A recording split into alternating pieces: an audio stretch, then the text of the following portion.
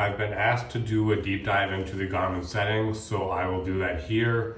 I'm going to turn my overhead lights off so I don't have that big glare on the screen, but first I'll just turn the R50 on. When you first turn the Garmin R50 on, this is the screen you get. So the first thing I'll do, if you go to the bottom left, you can click on your name, or my name in this case. You can add a user, you can sign in, create a new account, or create a guest profile. You can edit users, which in this case is just me. Settings, this is the system settings now, so this is just one way to get to it. You have your Wi-Fi connection, your Bluetooth connection, which I'm not 100% sure what that does. Display and brightness, you can do light mode or dark mode. I just prefer dark mode. Honestly, I've never even used the light mode. Adaptive brightness, I didn't know that was a thing. That might be nice when you're outside.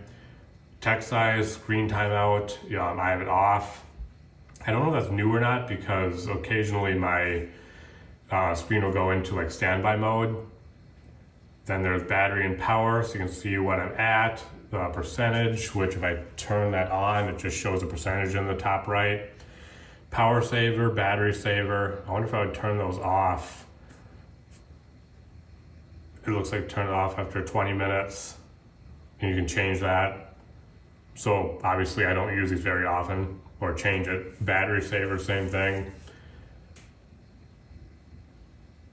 And then you have language and input. You can change or choose your language. So I have English, and there is all the available ones. I only need English. Date and time you can set automatically, or you can change it. Your time, your local. Device registration. So you can see this is registered to me. Device passcode. This is new with the newest update because I just downloaded software version 3.8. But you can set a device passcode. I'm not doing that because I just use this on my own. Downloaded courses will show you all the courses you downloaded.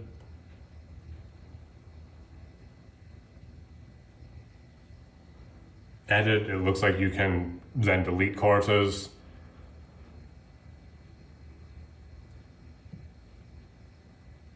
And then I can also add courses from here, which is not normally where I do that from. Software update, it'll check for updates. I just updated, so I'm on version 3.8 like I'd mentioned. Storage, you can see how much storage you have. I've used 14%, which is a little less than 1 gigabyte out of 6.5. I have plenty of storage. I have 80 out of 1,000 courses downloaded. I have 1,056 out of 5,000 impact videos. You can factory reset it. You can get the Garmin R50 stats. The legal info, help and support. So it looks like you can do screenshots, which I've never done before, but that's kind of cool that you can do that. But now I'll go back here.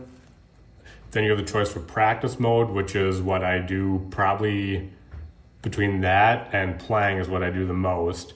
So if I go to practice mode, you have the choice between the distance range, Crooked Creek, Green Valley, and Palm Island. If you click on one of them, then you get the tracking mode. You can choose between ball data only or ball and club data. For club data, you do need stickers on your clubs. You can set your target alignment, which I've kind of shown before in past videos. And I did 3D print a new stand to hopefully make that even easier. You can change the elevation, the relative humidity, and the temperature, and then you click start session and you'll start a practice session. Then you can go to play, and this is for software built into the R50, not third-party software. So you can go to Home to Hero.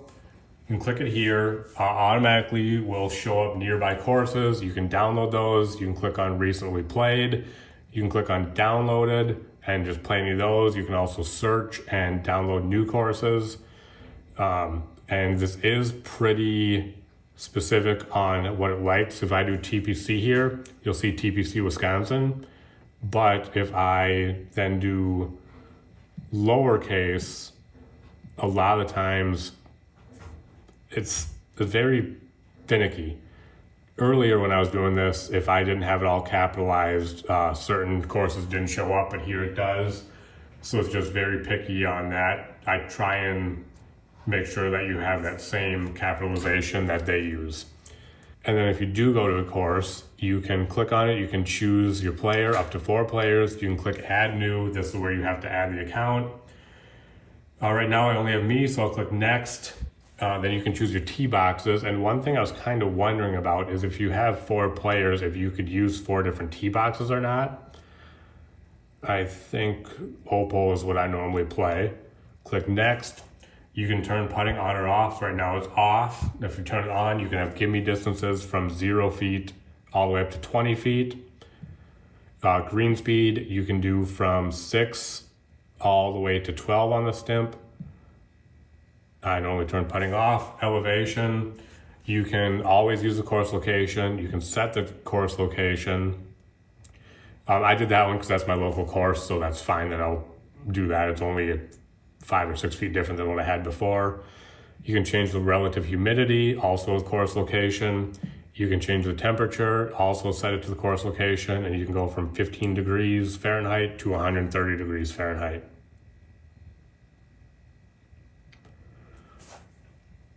Then you can choose wind. You can do 0 wind, 1 to 10 miles per hour, 10 to 20 miles per hour, 20 to 30 miles per hour, or also use the course location.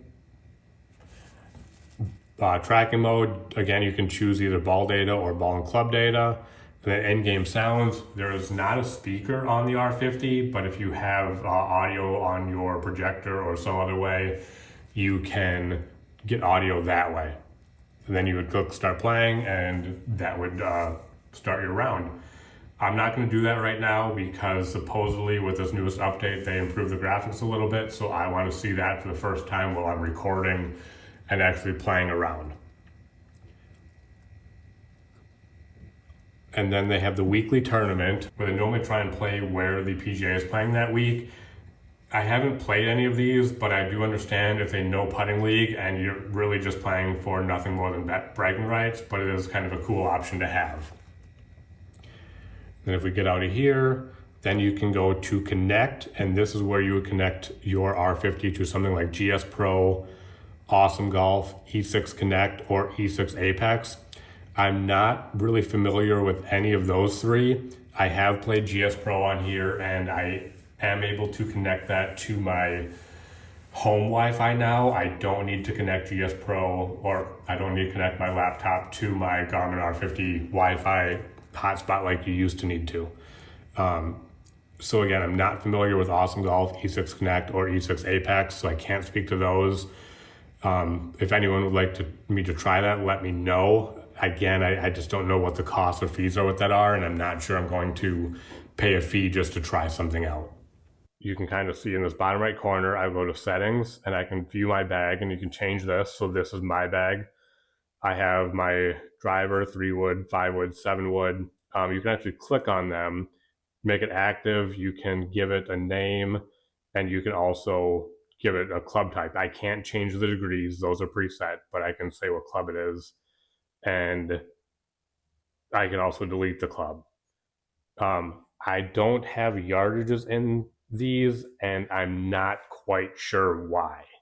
I'm not sure how you get yardages in there, but that's for my bag.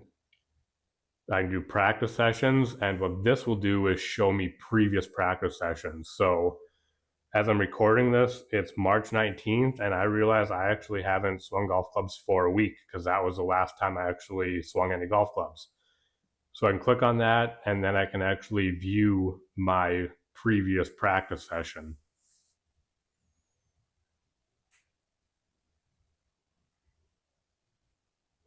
So this shows me my last shot. I believe I can actually click on any shot and get that data. I can even go through, and I'm not connected to my projector right now, but I can change the view settings and get the map, and it'll even show me the different ball flights. I'm not sure how to do just one, but I can get that. I can also get the ball impact, so I can get that information from each shot from a previous session. In here, this is where I can change my view settings on the display. I don't have the projector connected right now, so that's why it's not showing me anything there. Close this there. You can tag a shot, good, bad, write a note. I don't do that very often.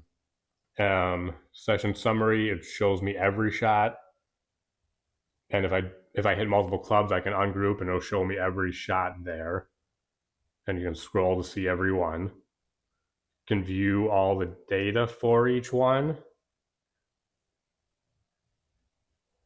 And then again, you can group by club. You can also customize the table so you can change the order that you have things in. Then you can end the session. I don't know if I would just start hitting again, if it would add to that session or exactly how that works. But personally, I'd rather keep all my sessions separate. Then I can go to scorecards. I think I do have a couple here, but usually I don't save the scorecards from all the rounds I play. But you can click on them and then view your scorecard. Honestly, I'm not sure why I have this one, so I can delete it right there because I haven't really played any full rounds except for maybe that Star Ranch one. So there's no reason for me to be keeping these scorecards. So delete those. So now I just have that one, which I did play, and I think I may have recorded, but I don't remember for sure.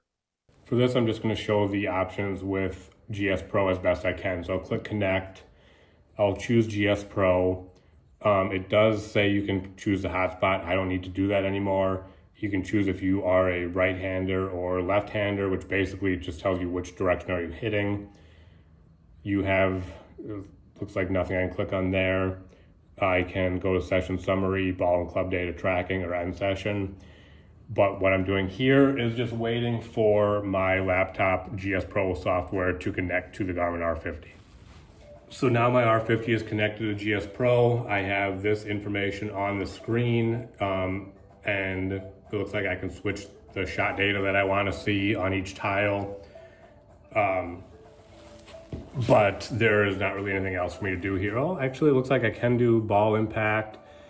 I did not know I could do this. Ball impact and impact video, even when in GS Pro, so that's kind of cool. Again, you can get all this. I'm not playing with it right now, so I can't really show that. But this is the different information here.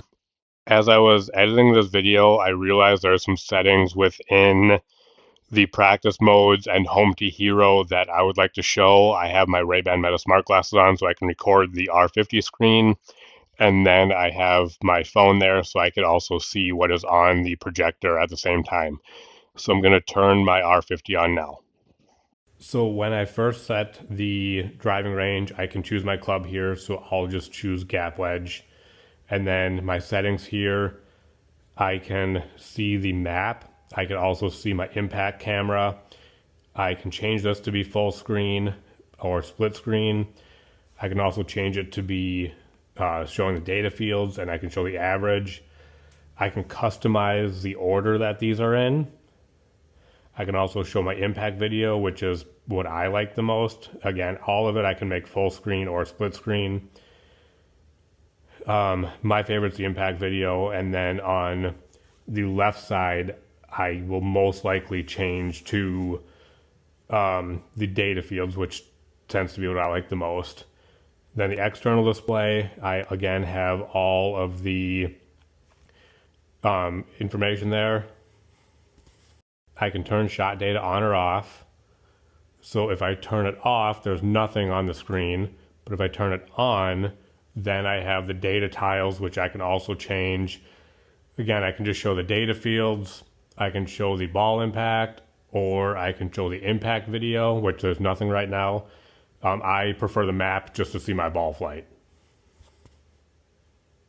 And you could also mirror the R50 display. You can give each shot a thumbs up or thumbs down. Let me just go ahead and hit one shot here.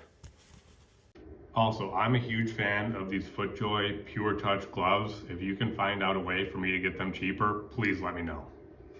I have not swung a golf club in a week, so let's see how this goes, especially wearing my non-prescription Ray-Ban glasses.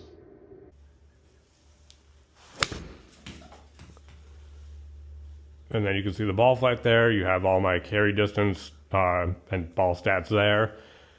100 yards for my gap wedge for the first swing in a week isn't terrible, but it is about 10 yards short. Now that I hit a shot, you can see all my data tiles with the different info here. Carry distance, smash factor, total distance, ball speed, club speed, launch angle, launch direction, side spin, club path, club face, face to path, backspin, apex height, carry deviation, spin rate, spin axis, total deviation, carry deviation, total deviation, and angle of attack. You have my impact video all on the right side here, and I can kind of swipe through and go.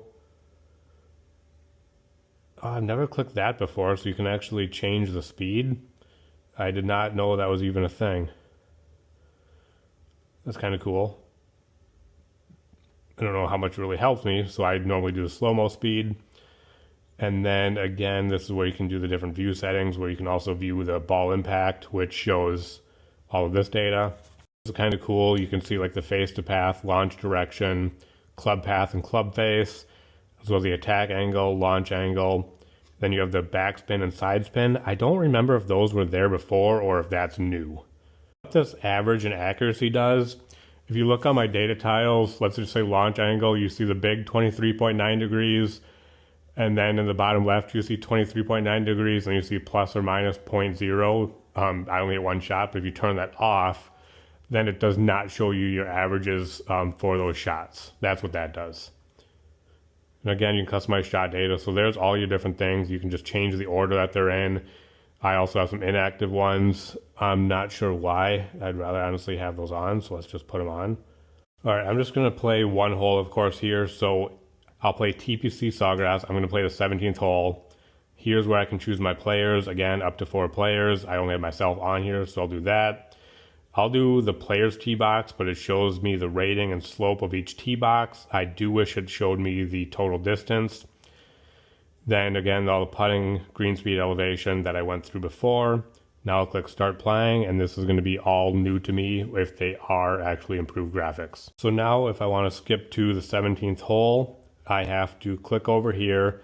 But first I'm going to go to Scorecard. It'll show me the hole, the par, the handicap, my score, fairway, GUR, putts for each hole.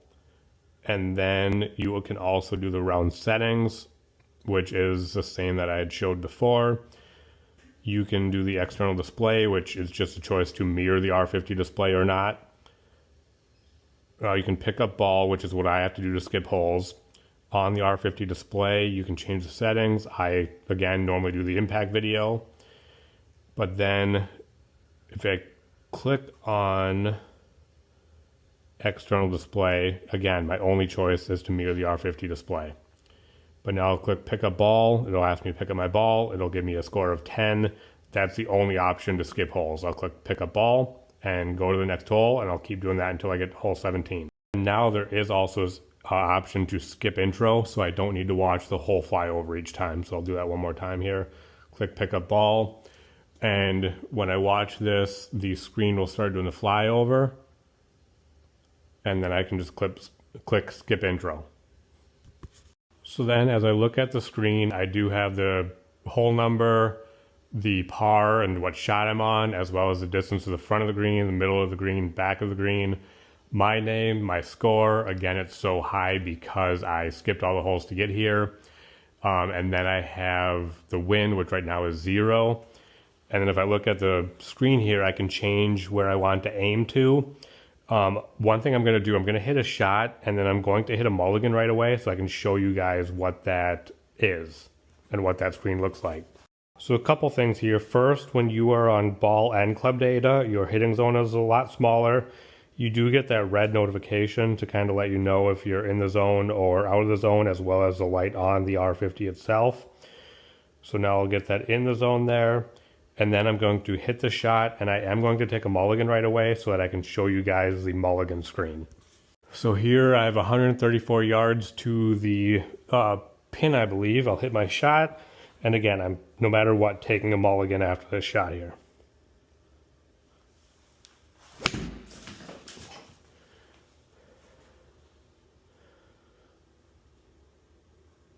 Pretty good shot. Looks like it's going to be a par though, but here I'll come to the screen here. It'll give me 4 different options, and you have to be kind of quick because it goes, so I'll hit mulligan so I can hit it again, and I'll try and go through each option again. I'll hit another one here and then see what my other options are on that screen after the shot. It's going a little right, might be a little short. Roll back into the water. Now let's see what we have here. I can hit metrics. I can see all my metrics here. Customize the data. I can hit replay, and I can replay the video or not, which I think is actually on the screen. So this is showing me the replay, which that's not really a shot that I would want to see again. But you have that option there. Click done. And now it looks like I have the option to hit mulligan or continue, and I'm not racing to beat the clock, so that's actually kind of nice. Let me try one more here. And you guys let me know what you think. Do the graphics look better? I'd have to kind of watch one of the other videos to tell for sure. I do see a lot of like the little stuff around the water, which I don't normally see, but I don't know if that is just because this is TPC Sawgrass or what it would look like everywhere. It might be improved, but I can't tell for sure without comparing something right next to it. Let me try and get one more shot here with my regular glasses on and see what I can do. Other than the couple swings I've taken for this video, I haven't swung in a week. And I think my first swing might have been my best one so far. Let's see if I can improve on it a little bit with my actual glasses.